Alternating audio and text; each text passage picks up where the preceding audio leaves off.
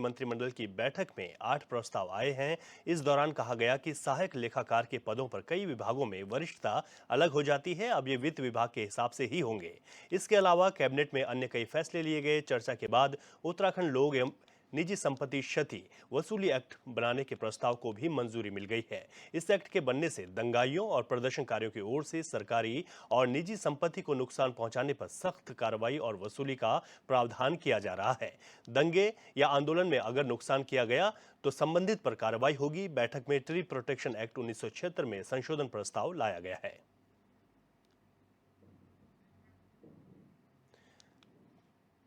तो कैबिनेट के ये अहम फैसले हैं। 8 फैसलों पर मोहर लगी है। धामी कैबिनेट के इन अहम फैसलों की अगर बात करें तो इसमें खास तौर पर जो संपत्ति क्षति वसूली एक्ट है उसको बनाने की मंजूरी मिली है।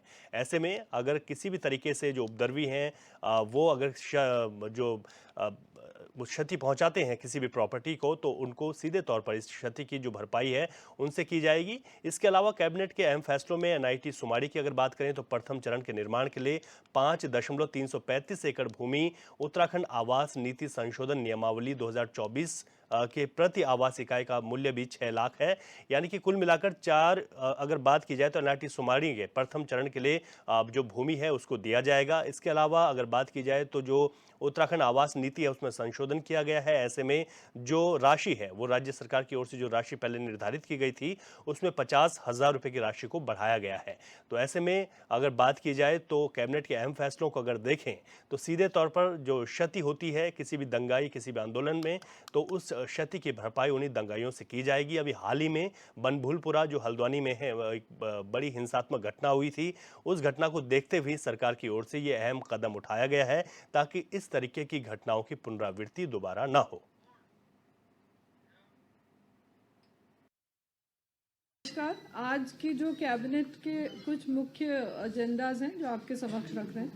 एक तो वित्त विभाग के अंतर्गत अधीनस्थ लेखा संवर्ग के पदों पर कार्यरत कार्मिकों का प्रशासकीय नियंत्रण वित्त विभाग के अधीन विभागीय लेखा को प्रदान किया जाएगा। अनुसूचित जाति दशमोत्तर छात्रवृत्ति योजना अंतर्गत शासकीय और अशासकीय कॉलेजों में मेडिकल और इंजीनियरिंग के अंतर्गत सभी तकनीकी या व्यावसायिक कोर्स में शुल्क निर्धारण के संबंध में भारत सरकार ने जो नवीन गाइडलाइंस निर्गत की थी उसको राज्य सरकार द्वारा अडॉप्ट किया गया है। अनुसूचित जाति दशमोत्तर छात्रवृत्ति योजना, यानी जो कॉलेजेस में जाते हैं बच्चे, दशमोत्तर मतलब उसके बाद स्कूल के बाद मेडिकल इंजीनियरिंग और टेक्निकल कोर्सेज में, उसके लिए जो स्कॉलरशिप मिलती है उसकी धनराशि बढ़ाई। लोक तथा निजी संपत्ति क्षति वसूली अध्यादेश 2024 संपत्ति के संबंध में हड़ताल, बंद, दंगों संबंधी लोक अशांति प्रतिवादों के दौरान सार्वजनिक स्थलों पर समस्त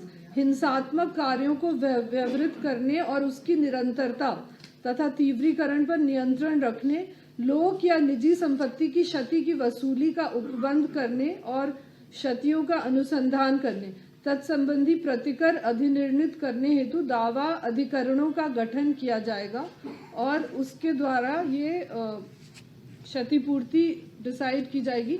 यानी जो भी अगर कोई सरकारी या निजी संपत्ति को डिस्ट्रॉय करता है अगर किसी बंद या हड़ताल या दंगे में, तो उससे वो पूरा वसूली किया जाए। ये उत्तराखंड आवास नीति संशोधन नियमावली 2024 के प्रख्यापन के संबंध में है।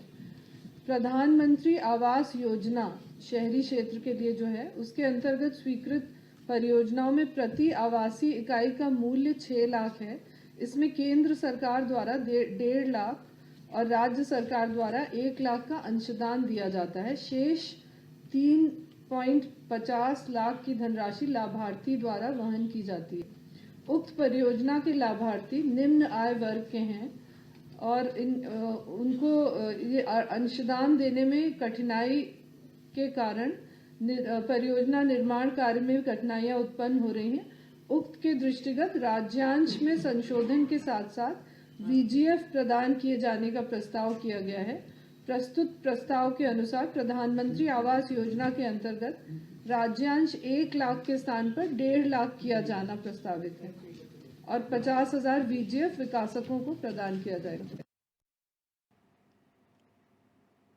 कैबिनेट के फैसलों को और डिटेल में समझते हैं। हमारे संवाददाता अरुण सैनी इस वक्त हमारे साथ लाइव जुड़ गए हैं। अरुण, क्योंकि समाज कल्याण विभाग हो, वित्त विभाग हो, औद्योगिक विभाग हो और इसके अलावा बात की जाए तो गृह विभाग, जिसका कि बड़ा बहुत ही महत्वपूर्ण एक कैबिनेट में निर्णय आया है जिस पर मुहर लग गई है।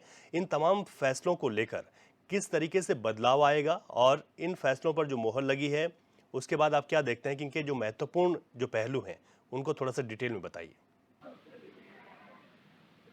जी रवि, आज भावी मंत्रिमंडल की बैठक हुई है और जिसमें की करीब 8 अहम फैसले पर जो है वो मोहर इलेक्ट्रॉनिक कैबिनेट में लगाई है। जो आगामी लोकसभा चुनाव से पहले काफी अहम ये बैठक जो है वो मानी जा रही है और जिस तरीके से जो है फैसले पर मोहर लगी है उसमें से बताया गया सिलसिलेवार तो जो 8 फैसले है जिसमें की सबसे महत्वपूर्ण जो फैसला है, जिस तरीके से अगर उत्तराखंड लोक एवं निजी संपत्ति को जो क्षति पहुंचाई जाती है, जिस तरीके से कोई भी प्रदर्शन अगर होता है और ऐसे में कोई प्रदर्शन अगर कर रहा है या कोई आंदोलन अगर कर रहा है उस दौरान अगर कोई या कोई उपद्रवी उस आंदोलन में घुसना काम करते हैं और जिससे कि कई बार ऐसा होता है कि सरकारी भूमि को जो आसपास की जो निजी भूमि है उन पर भी कोई जो है नुकसान उन्हें होता है, तोड़फोड़ होती है। तो ऐसे में जो है उसको लेकर जब से हल्द्वानी हिंसा हुई है वहां पर जब अवैध अतिक्रमण को हटाने के लिए नगर निगम की टीम गई थी तो उसके जिस तरीके से वहां पर कचरा हुआ और थाना भी वहां पर जलाया गया, तो यानी कि संपत्ति को जो नुकसान पहुंचाया गया था उसके बाद से ही जो है ये एक्ट अब सरकार लाने जा रही है जिसमें कि अब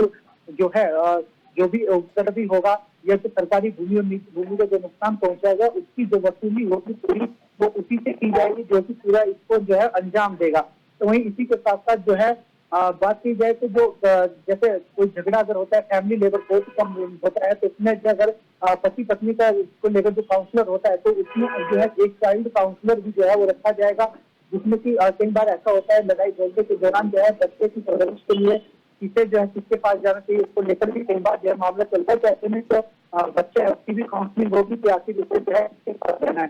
तो इस तरीके से जो है जो तमाम अहम प्रस्ताव लिए गए हैं, इसी के साथ साथ शासकीय और अशासकीय विद्यालयों में भी जो है जो उनके बच्चे हैं उन्हें भी जो स्कॉलरशिप वो बढ़ाई गई है।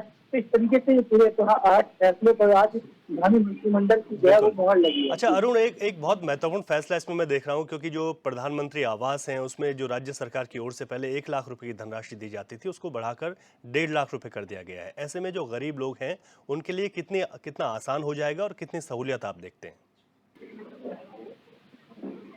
जी नहीं, बिल्कुल देखिए प्रधानमंत्री आवास की योजना है उसका जो मुख्य बिंदु है जिस तरीके से जो गरीब लोग है, गरीब मध्यम वर्गीय लोग हैं आवास दिया जाता है तो उसमें 6 लाख का जो पहले सरकार की तरफ से दिया जाता था वो अब लॉटरी के माध्यम से जो है वो दिया जाएगा। फिर पहले ये होता था कि जो 6 लाख रुपए की धनराशि दी जाती थी वो 7 चरणों में जो है दी जाती थी। इसी के साथ जिसमें कि 1 लाख की जो वो है वो राज्य सरकार इसमें देती थी तो उसको बढ़ाकर 1.5 लाख किया गया है। कहीं ना कहीं उसको जो है जो गरीब है उसको भी काफी फायदा इससे मिलेगा। और कई बार ऐसा होता है कि कोई घर बनाने में जिस तरह से कठिनाई होती है प्रधानमंत्री आवास योजना के तहत उसे अब जो है लाभ भी मिलेगा और इससे कहीं ना कहीं जो गरीब वर्ग के जो परिवार हैं उन्हें भी काफी मदद जो है इससे मिलेगी।